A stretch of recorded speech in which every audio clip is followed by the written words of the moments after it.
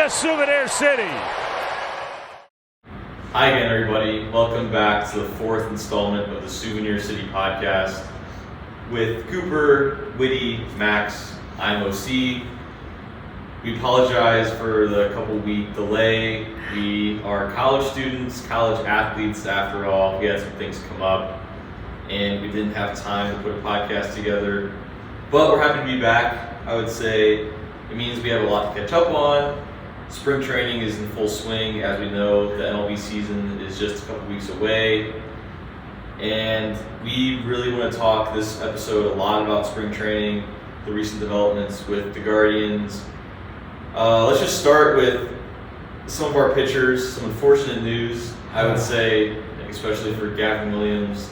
Our sweet prince, Gavin Williams. Our king, I'll go as far as say, Gavin Williams.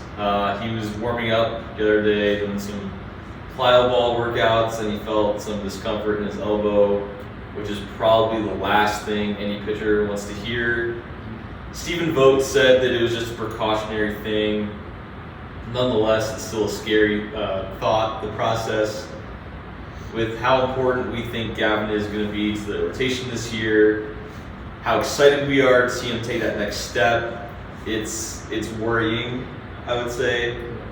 I mean, he's a guy we expect a lot out of, right? Yeah, that's part of the rotation for years to come. And for an elbow issue to start, you know that's something that could linger down the line potentially, and that's not something you want out of somebody that was supposed to be a workhorse ace down the line. Yeah. Like you touched on, I mean, obviously, hopefully it's just an extreme abundance of caution. We know they did the same thing with Bo Naylor earlier in the spring. Obviously, Trevor Stephan, who we'll touch on a little bit, is a little bit of a different case, but I mean, you hope it's nothing serious, but at the same time, I think we've had a couple guys who have shown that if he needs a few starts made for him, then we have a few guys who could serviceably fill that role. Serviceably is debatable. I use serviceably very. They'll be on the mound during the game. And they will be throwing the ball to a hitter. What happens after that, Lord knows. Yeah, so you touched on Trevor Stephan. He's another guy that had some issues. A guy that back into the bullpen, we expect to have a bounce back year, I would say. I don't think he had the year he necessarily wanted last year. Another big piece of the bullpen, another worry, I would say. What do you guys say? Yeah, definitely.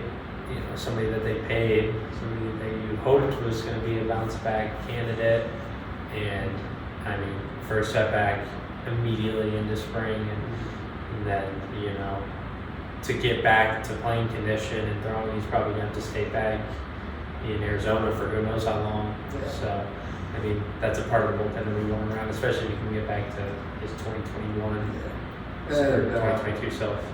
I mean, especially too when you factor in guys who might be filling in small proportions in that late inning role, like you see in Eli Morgan, you see Sam Hedges, who has done that before, and we know has been really good in that role. Was hoping last year was just a fluke.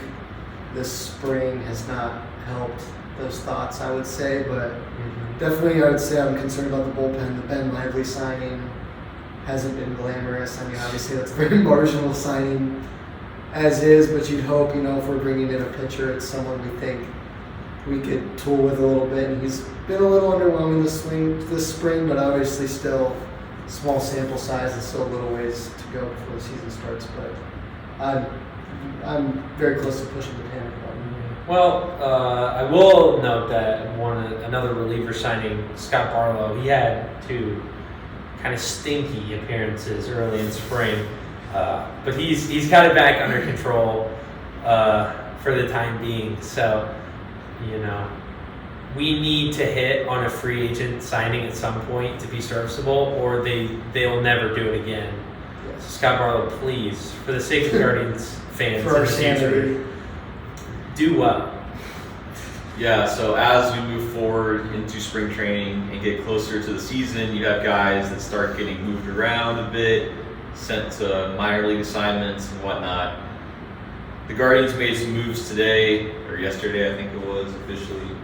A guy that stuck out for me that didn't get sent down was Chase DeLauder, who just so happened to hit a home run today off of a left-handed pitcher that went quite a ways. It's very exciting. I think it's interesting that DeLauder didn't get sent down. I think that means that the Guardians are higher on him than most people think. I think he could see time, maybe in Cleveland this year. I'm starting to think so. Yeah. And Vogt's comments on it have been pretty open on the subject as well. It's like, we'll see how it goes in terms of making the big league roster, and Yeah. less like, oh, he'll start in Double A and we'll see how it goes in August. Yeah. I But think that's interesting. that's one thing I'm very curious to see how as rosters starts to get cut down more and more, how much of it starts to be Stephen Vogt's roster. Anyway, because we know there's been a lot of guys who we are excited to see play this spring, who we'll touch on later, who have been unbelievably disappointing. No disrespect to them, but I mean, there's been some stinkers. But it'll be interesting to see, you have a guy like Tyler Freeman who moves positions and has played a serviceable center field, has shown that good bat he's shown his whole time in the minor leagues and in very brief major league time.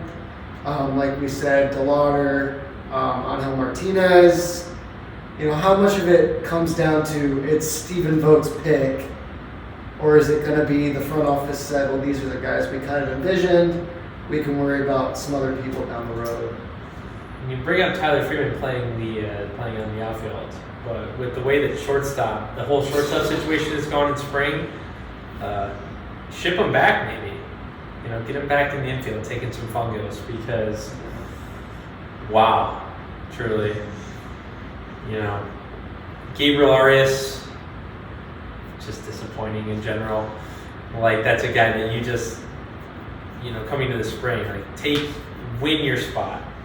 Yeah. You were there, and you kind of were floating around, you kind of hung on through the year after the Rosario move, and nobody really took it from you. Like, this was your time to win it. Same thing with Roki. Yeah.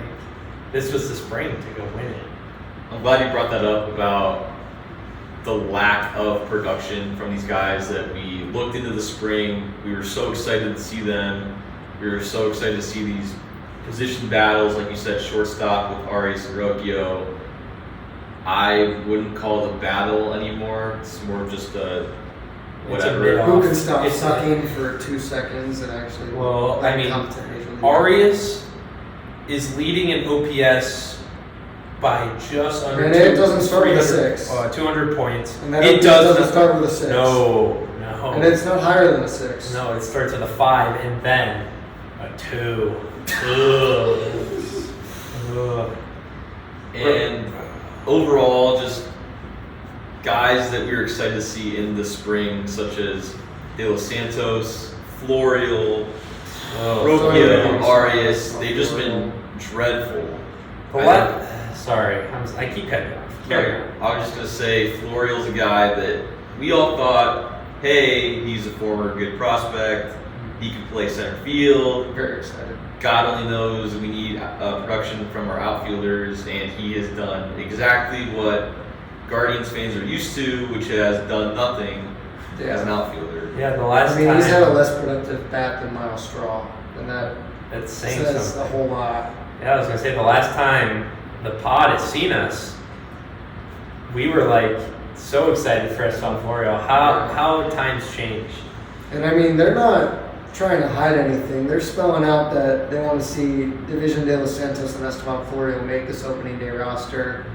And obviously De Los Santos hit a home run yesterday, had a little better game at the plate, but these guys are they're begging them to take a major league roster spot, and just neither has been. Obviously still Division De Los Santos, we knew the flaws coming in, we knew Insanely Young would probably have trouble adjusting, and we knew Florial had great minor league numbers, but was kind of a wild card, and it just hates to be proven wrong, or proven right in a way by both of them, I guess. Yeah, Esteban Florial is just it's almost a 50% strikeout rate. I mean, 12 strikeouts I mean, and 26 at bats, just a tick under 50%. Dreadful.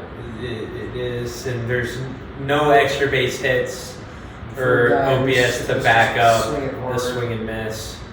So, and just I mean, and then you go back to shortstop. I mean, Gabriel Arias is still not hitting lefties, even at like a respectable clip. He still can't touch a left-hander. I think we should change the subject a little bit, go towards guys that are having a good time in spring. One of those is Angel Martinez, who's played shortstop, he's played a little outfield. He's been phenomenal in the spring. He's really made a name for himself. He's really come out of nowhere, I think. I mean, he was a top prospect, still is, but I think a lot of people are getting their eyes opened when they talk about Angel Martinez as a legit potential major league guy this year. Yeah, and like you said, I mean, Angel Martinez, not that he was an unknown, but he was a guy I think some people were starting to worry about maybe suffering from a little prospect fatigue.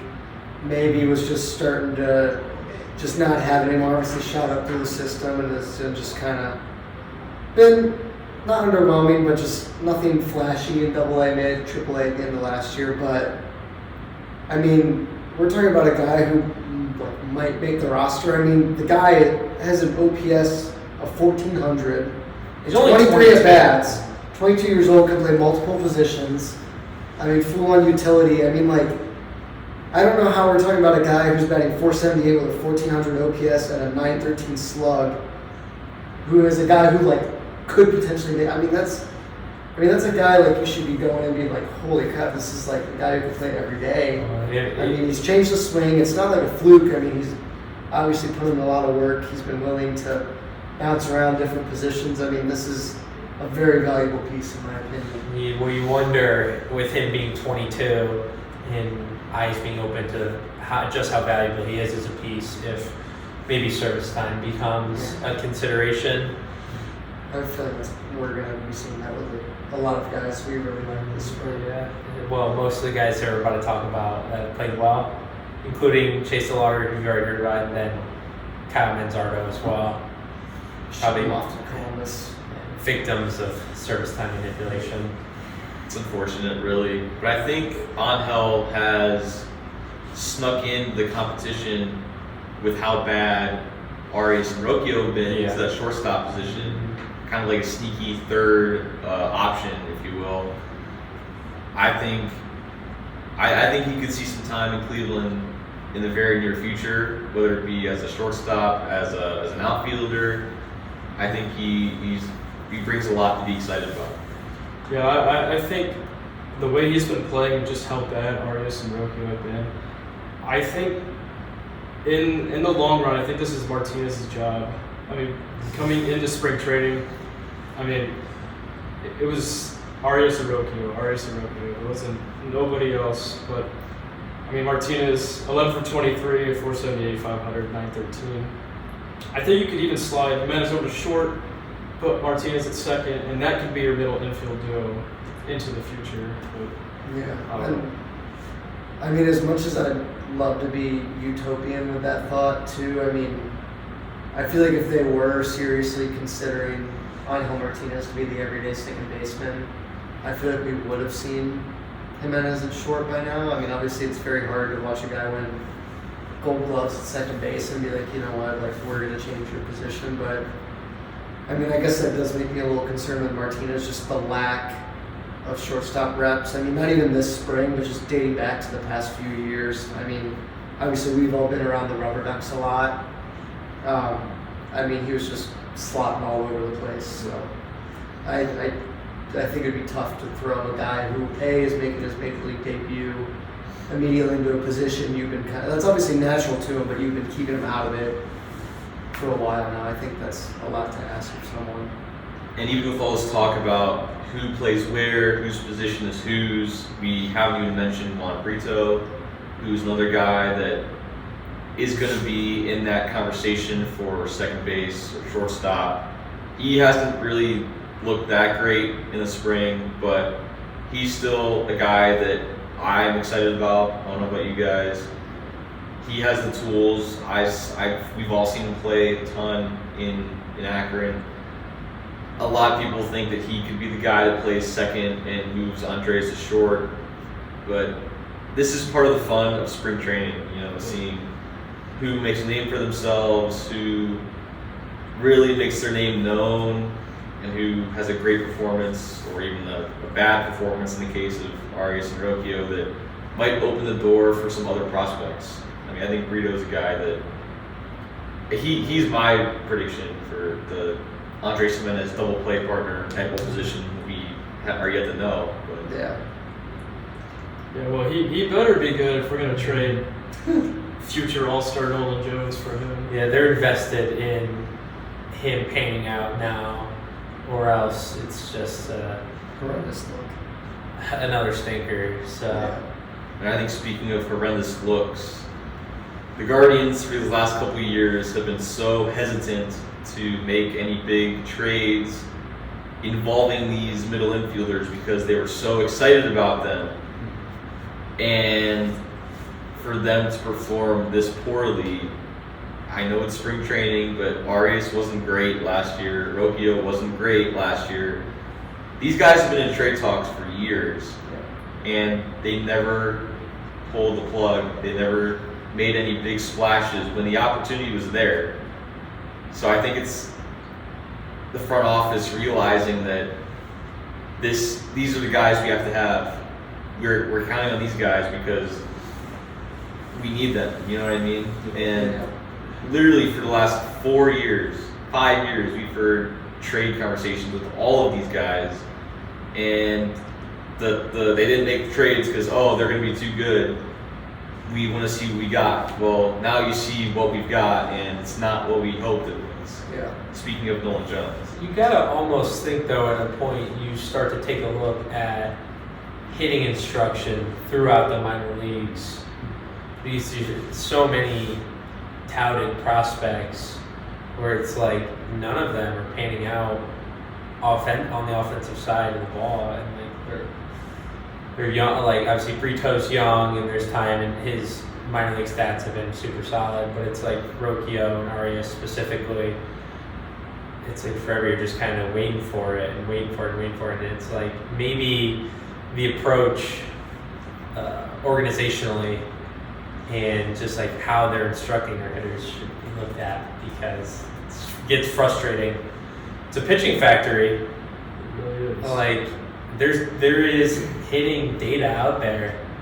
Like let's get to using it. I mean, Yeah, the guys that do break out it seems like they're breaking out after they get out of the Guardians organization. Not to mention Nolan Jones, Will Benson, Yainer Diaz, Caminero in Tampa Bay. These guys seemed like they remembered how to hit, or maybe they learned something they didn't after they got out of the Cleveland organization. I think that's worrying. You say it's a pitching factory, but at some point you got to have some productive offenses to carry to pick up the pitchers, if you know what I mean. Quan saying that they're not in a rush to slug kind of suggests that maybe it is an organizational approach thing that just it's outdated. Get into the modern era. And I think there has been a few strides in that regard as well. Like I don't think it's still a complete negligence. Like, I mean, obviously, like Will Brennan has made some noticeable swing changes, and the pop has somewhat shown. I mean, I think him and Oriano both established themselves as a guy to be comfortable starting in right field game one. Like, I don't think they're going to be world beaters, but I think they're going to be more than serviceable in an outfield that's full of, I guess, your serviceable guys. And that's a super solid platoon, right? Yeah, I mean, like we talked about a little bit earlier, I mean, Angel Martinez has made swing changes that has obviously added a lot more power and consistency to him. So, I mean, maybe it's just it works for certain guys and not for others, but I do agree. I mean, the lack of adjustments from Arias and just, I mean, it's not like Brayan Rocchio has been a slap hitter his whole minor league career. I mean, we're talking about a guy who had 33 homers between 2 seasons before last year. I mean, like, it's obviously in the tank. I mean, he's not the biggest in stature, but he's shown it's in them. So, I mean, I guess maybe it's just better for some guys and not others, but it just sucks when it's not good for all guys fighting for one spot or a few spots. Yeah, and we know it's spring training. We know there's still a lot of baseball to be played over the next 6 months, 7 months, but it's still, spring training sets the precedent for the season, sets the mood.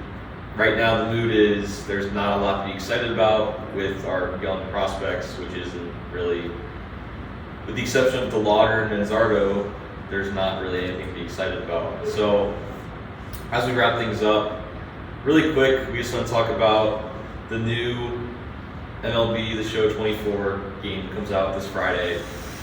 They released their ratings for the players, and I think that we don't really like them. They're disrespectful. Brutal. They're horrendous. The ratings, they don't matter at all. It's literally just a video game. But nonetheless, I'd like to not play with a 100 loss looking team. I'm playing with my team this on is- franchise. Like this team, if you send them in franchise, this team will lose 100 games 9 out of 10 times. it's bad. James Karinchak might be electric out of the bullpen. 80 overall. He always is. How? I mean, the guy was drinking milk with his dog in Columbus last year. Like, and he's our second highest rated reliever. He's the same rating as Tristan McKenzie. Obviously, coming off the injury, it's hard to rate him, but like still, Tristan McKenzie was a Cy Young considerate before the injury. Like, come on. I mean, Jose Ramirez, who is probably the best third baseman in baseball, is a 90. I mean, you could argue he needs to be higher than that. I think he definitely needs to be I higher. think that almost probably falls into a category of like they just kind of forgot about the Guardians. They're like, well, the Guardians sucked last year, so Jose probably had a down year, without taking like all the factors of he was literally being backed up by a traffic cone in the lineup into consideration, and his numbers took a dip. So it's like, And I don't know. I think the whole thing is overplayed. You know, Cleveland against the world. Nobody really cares about Cleveland, but I can't help but think that they don't care about Cleveland in No, the yeah. slightest. And it's literally just overalls in a video game. It literally doesn't affect anything at all. I will say that there is a group of people though that base their major league opinions on Yeah. like somebody out there thinks that James Karinchak is the second best reliever in the Guardians this year. You know, maybe he comes back and proves us wrong.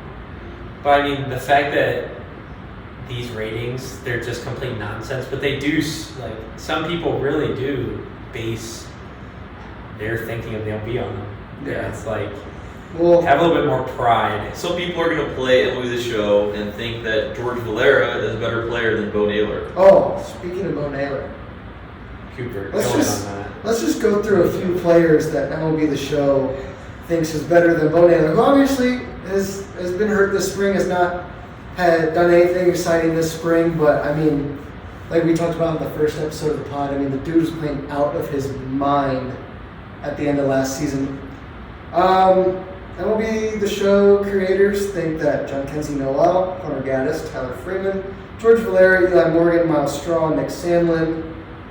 The other guys above that start to get a little better. They think Sam Hedges is better than Bo Naylor. They think James Karinchak is better than Bo Naylor.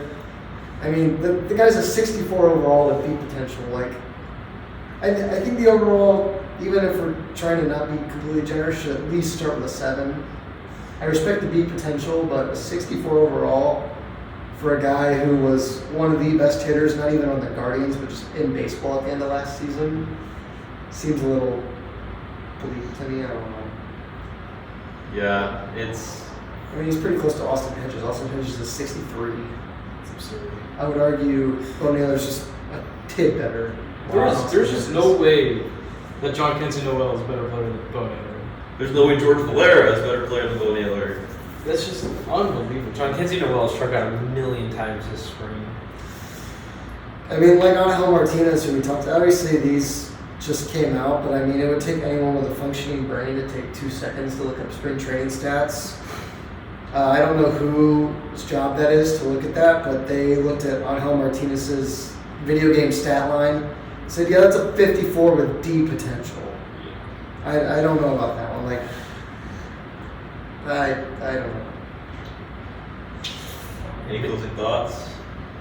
Maybe the title of this episode is just I don't know. That's just how I I feel mean, that's about. this Guardians spring training in a Yeah. nutshell. I mean, That's it's being like, a Guardians yeah. fan. I mean, it's been being a Guardians fan, but I mean, like, just simply like anything you think you have any happiness about is going to get stripped from you. It's like, man's had a good spring. You know, he's not making the opening day roster. Told her a good spring, not making the opening day roster. Probably won't be seeing Angel Martinez. We're probably going to have innings filled by Xavier Curry and Hunter Gaddis because Oh my Gavin gosh. Williams' elbow is in Yeah. shambles. I mean, it's just trying to be as positive as we can. There's Yeah. not a whole lot smiling about right Disclaimer: now. we like to overreact just a little bit. So prepare yourself for that. It can be fun, Yeah. but I mean, I still think. I mean, if I had to do it all over again, I would still say this team's going to compete for a division, but it's going to be an uphill battle for sure. I I think. agree. Yeah, things have to go right. I think either Steven Vogt is going to get full control of the roster, which I would bet a kidney that that's not going to happen. We're gonna see Miles Straw over 130 games. Yeah. Yeah. I mean, I think we're gonna see some guys at some points. That's just, you know, have what we have now. Hopefully it works well. I mean, we know. I mean, I'm really excited to watch some guys like Tanner Bybee this season still. I think we're gonna have some very exciting guys. I hope Andres Jimenez can bounce back, and that would be fun to watch him be an all-star again. But yeah, like we said, you might be not getting excited until September if things trend in the direction they're kind of trending. But fingers crossed, they can compete and hang in there. You know, another interesting piece I would say is Shane Bieber. I don't know what they're going to do with him at the deadline. He's up to 94 now, just through 4 scoreless today. So, I mean, if we can get vintage Bieber back, I mean, we could very well be in October again, but I don't know If they're there's gonna not- I mean, if yeah. we're gonna be buyers or sellers, could be a whole Yeah, different fun if conversation. If there's more than eight, If we're- 8 games, If we're 4 games, Back. if we're 4 games or out more in the division, I say we sell 3, like even Yeah. 3 games back. so we'll see. Yeah. Yeah. So we like to overreact. It's kind of the point of the podcast, I would say. Again, we apologize for the 2-week shutdown, I guess, but you know, just a busy time for us. We appreciate you tuning in, as always. We hope to be back next week with another episode. Until then, we appreciate you watching. For Cooper, Whitty, and Max, OC, we appreciate you tuning in, and we'll see you next time.